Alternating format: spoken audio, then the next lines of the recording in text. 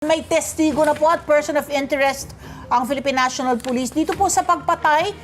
Nabalitaan niyo ba to yung mag-asawang mga online seller?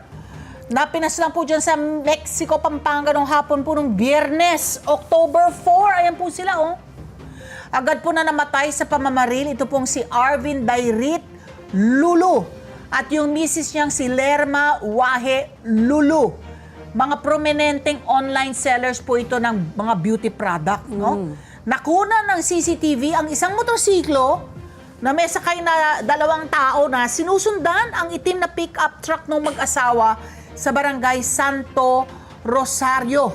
At bukod po sa mag-asawa, ito malungkot. Aba, alam mo, nakasakay din doon sa pick-up nila, no, yung kanilang anak. Nako. No, at isang teenager na pinsan ni Lerma. At kita po sa CCTV footage yung pagbaba ng isa sa mga sakay ng motorsiklo, tapos yung paglapit nito doon sa pickup truck ng mga biktima at yung aktual na pamamaril doon sa dalawa sa mag-asawa. Nagtamo po ng 6 na tama ng bala si Arvin habang 3 naman ang tumama kay Lerma. Ano kaya ang motibo, ano? Hindi naman nadamay sa pamamaril ang kanilang anak at yung teenager na pinsan ni Lerma. Can you imagine the trauma, no? Ha? Grabe, no, na-traumatize itong mga batang ito.